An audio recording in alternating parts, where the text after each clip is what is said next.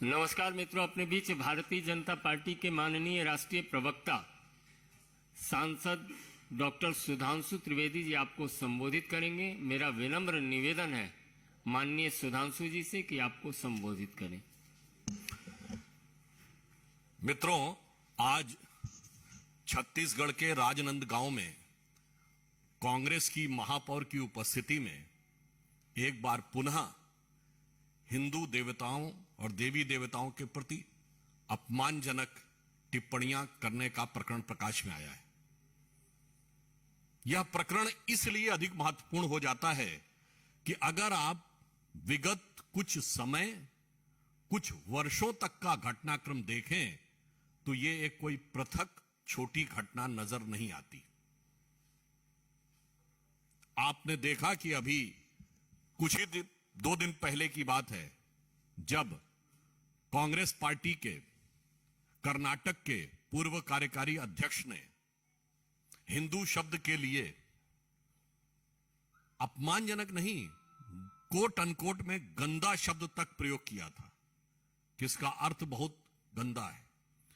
कुछ दिन पूर्व एक और विषय आया था कि अमुक का हिंदू धर्म से कोई मतलब नहीं है। समझ में नहीं आ रहा है कि राहुल गांधी जी अपनी भारत जोड़ो यात्रा में ये लोगों के कान में कौन सा मंत्र फूंकते चले जा रहे हैं कि वोट जोड़ने के लिए हिंदू भावनाओं और अस्मिता पर जितना भी आघात करना हो तो पीछे नहीं रहना। और यह प्रक्रिया लंबे समय से चल रही है। एक दौर में जो लोग यह कहते थे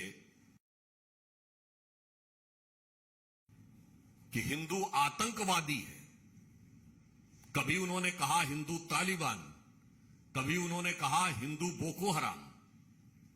ये कारनामे तो भारत की राजनीति की सबसे पुरानी पार्टी की। अब जो सबसे नए नवेले आए हैं, आपने देखा कि उनके भी पूर्व मंत्री राजेंद्र गौतम ने इसी प्रकार की अभद्र टिप्पणियां की। उन्हीं के यानी आम आदमी पार्टी के गुजरात के अध्यक्ष ने तो पूर्ण रूप से कह दिया कि मंदिर ही शोषण के केंद्र है। इतना ही नहीं, उन्होंने तो कथावाचकों, धर्म संस्कृति सबके ऊपर पूरा आघात कर दिया। अतः अत्यंत कष्ट का विषय है कि भारत की स्वतंत्रता के अमृत महोत्सव वर्ष में ये कितना विष भरा हुआ है। ये सेकुलर राजनीति के जो प्रवर्तक हैं, चाहे वो सबसे पुराने हों या सबसे नए हों, उनकी फितरत नहीं बदली है। फितरत केवल यह है कि सेकुलरिज्म का अर्थ हिंदू धर्म के प्रति घृणा और अपमान के भाव की अभिव्यक्ति करना। और अधिक दुख का विषय यह है कि वह संस्कृति जिसके लिए देश ही नहीं विदेश में क्या कुछ कहा जाता है। मैं कांग्रेस के नेताओं से कहना चाहूंगा, साहब आपकी अध्यक्ष रही हैं एनी बेसेंट, उन्होंने हिंदू धर्म के बारे में क्या कहा है। उन्होंने कहा such a philosophic, such a scientific, such a spiritual, the deep you go the deep you love, the intense you will go the intense you will respect.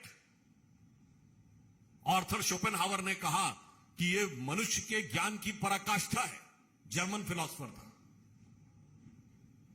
इतना ही नहीं, बड़े बड़े साइंटिस्ट वर्नर हाइजेनबर्ग और फिर से कैपरा इसमें ज्ञान के कितने स्रोत ढूंढते हैं।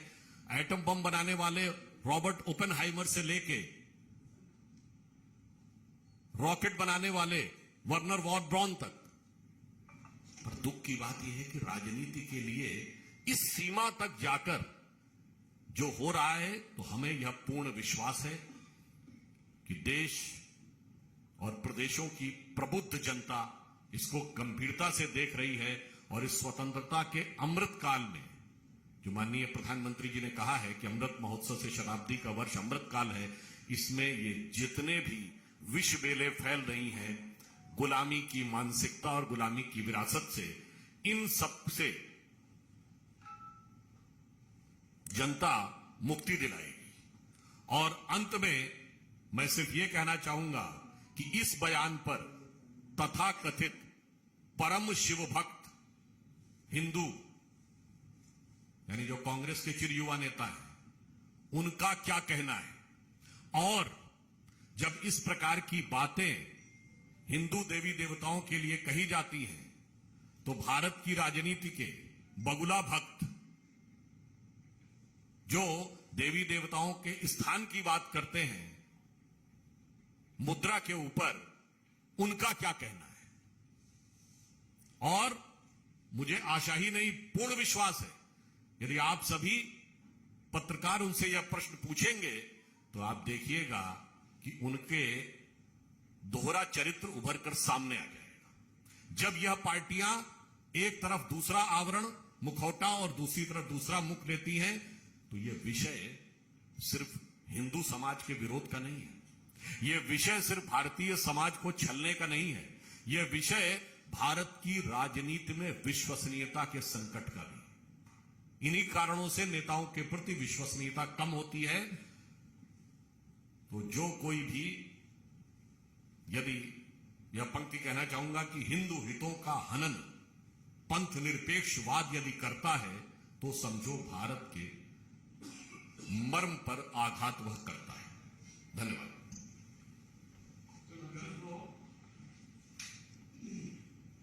इसी से जुड़ा आज कांग्रेस ने जो कल G20 का लोगो जारी हुआ उसमें जो कमल का इस्तेमाल किया गया उसको लेकर हमला किया है कि बीजेपी अपनी पार्टी का सिंबल लेकर सामने आई। देखिए, कमल आज से हजारों वर्षों से भारत और भारतीय संस्कृति में सबसे महत्वपूर्ण है। कोई भी पुष्प, अरे भाई उनको ध्यान नहीं है, कबीर के भजन में अष्ट कमल दल चरखा सोहे पंच तत्व गुण कीनी चदरिया, ये राम नाम रस बीनी चदरिया। वैसे उनको कष्ट भले ही हो, परंतु यह सत्य है कि यदि हमें इंटेलेक्चुअल सुपर पावर बनना है या इकोनॉमिक सुपर पावर बनना है तो लक्ष्मी जी भी कमल पर विराजती हैं और सरस्वती जी भी कमल पर विराजती हैं। तो जो कमल का विरोध करने की बात करते हैं तो ये निश्चित रूप से भारतीय संस्कृति और हिंदू धर्म के प्रति एक और अवमानना का प्रतीक है। अब यदि मैं उनसे पूछना चाहूं, किसी जमाने में कांग्रेस का चुनाव चिन्ह गाय बछड़ा होता था तो गाय भारतीय संस्कृति की प्रतीक नहीं थी। और यहां पर विषय फिर एक बार संवैधानिक विषय पर राजनीति करने का है। भारत का राष्ट्रीय पुष्प क्या है? हम सब ने पढ़ा है स्कूल में, राष्ट्रीय पुष्प कमल है। मतलब राष्ट्रीय पुष्प होगा और उसके ऊपर आपको राजनीति नजर आएगी। यह दर्शाता है कि राष्ट्र और राष्ट्रवाद के किसी भी तत्व के प्रति आपके मन में कितनी अवमानना है और उसको लेट डाउन करने के लिए आप किसी भी सीमा तक जाने को तैयार हैं। और अधिक उल्लेखनीय बात यह है कि ये भारत के राष्ट्रीय पुष्प के रूप में कमल या लोटस का चयन जब हुआ था तो किसकी सरकार थी? अपने ही। चलिए, हमारे प्रति तो आपके मन में जो भाव है, अरे अपने पूर्वजों के कार्य के प्रति तो थोड़ा सम्मान रखिए। दिल्ली के मुख्यमंत्री अरविंद केजरीवाल कह रहे हैं कि यदि वो चोर या भ्रष्ट हैं तो उनको जेल में क्यों नहीं डाला जाता? उनकी कितनी बातों का जवाब दिया जाए। यदि भारत की राजनीति में पल पल परिवर्तित प्रकृति वेश का कोई उदाहरण है तो विगत 8-9 वर्षों में केजरीवाल जी। उनसे सबसे पहले पूछिए कि वो तो ये व्यक्ति थे जो कहते थे आरोप लगते इस्तीफा देना चाहिए, जांच बाद में होनी चाहिए, टोपी लगा के मुझे चाहिए जन लोकपाल, मुझे चाहिए right to reject, right to recall. कहां गया? अरे अपनी पार्टी में एक लोकपाल नियुक्त किया था, याद करिए, एडमिरल रामदास, बाहर। इसलिए पहले तो उनसे यह पूछ लीजिए आप अपने उस बयान पर कायम हैं या माफी मांगते हैं कि मैं उस समय गलत था या आज गलत हैं, तब हम जवाब दें। भारतीय नाविक इक्वेटोरियल गिनी में उनको डिटेन किया गया है।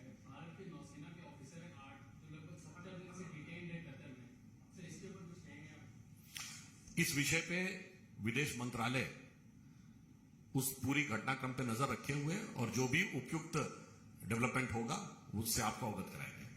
सर, एक राहुल गांधी ने ट्वीट किया है, उन्होंने कहा है कि मजबूरी डर बने और डर नफरत में तब्दील हो। लोग उलझ रहे हैं और हम दो हमारे दो का राज चलता रहे। भाजपा की विभाजनकारी नीतियों का यही मकसद है। उन्होंने जो शब्द बोला है, कालक्रम के अनुसार इस शब्द का कितना अर्थ बदल जाता है। उनके स्वर्गीय पिताजी ने यही शब्द भारत की संसद में बोला था, हमारे ही लिए बोला था। तब हमारे दो सांसद थे, क्या मजाक उड़ाया था कि हम दो हमारे दो, मतलब अटल जी अडवाणी जी दो नेता और दो सांसद। आज उनको यह शब्द बोलना पड़ रहा है जिस अर्थ में सिर्फ ये समझिए कालचक्र कितना बदल गया, परंतु वास्तविकता है कि हमारा जो भी नेता है वो एक हो, दो हो, 10 हो, 100 हो, सब के सब सिर्फ और सिर्फ भारत माता के प्रति समर्पित हैं। उनके जितने भी नेता हैं वो सिर्फ परिवार के प्रति समर्पित हैं, क्योंकि हमारी हर कार्यक्रम में प्रधानमंत्री जी हो, राष्ट्रीय अध्यक्ष जी हो अथवा अन्य कोई भी नेता, तो एक ही नारा लगता है, भारत माता की जय और वंदे मातरम। और उनके यहां नेताओं की जिंदाबाद लगता है। तो मुझे लगता है कि ये राहुल गांधी जी की दृष्टि का अंतर है। और जहां तक डरने की बात वो कर रहे हैं, तो अपनी पार्टी के नेताओं से पूछ रहे। विगत 7-8 वर्षों में जिन्होंने पार्टी छोड़ी है, उन्होंने क्या क्या अपमान तिरस्कार का आरोप नहीं लगाया है। और यहां पर एक और बात कहना चाहें, वो यात्रा निकाल रहे हैं तो वो कौन सा डर है जिसकी वजह से हिमाचल तो वो गए नहीं, गुजरात भी जा रहे हैं, ऐसी कोई सूचना आ नहीं रही है। हम यह भी पूछना चाहते हैं कि वो कांग्रेस जो अपने को गांधी जी की का एक में one and only exclusive copyright holder मानती है, गांधी के धाम में यात्रा क्यों नहीं जा रही है? सरदार पटेल के स्थान पे यात्रा क्यों नहीं जा रही है? सुभाष चंद्र बोस के स्थान को यात्रा टच क्यों नहीं कर रही है? और तो और छोड़िए, नेहरू जी के स्थान पे यात्रा क्यों नहीं जा रही है प्रयागराज में? इंदिरा जी के स्थान पे रायबरेली में क्यों नहीं जा रही है? उनके स्वर्गीय पिताजी का स्थान अमेठी, वहां क्यों नहीं जा रही है? ये सोची समझी नीति है या पूर्वाग्रह है या ये डर है, ये उन्हें बताना चाहिए। Kanisha Awasthi, Republic TV.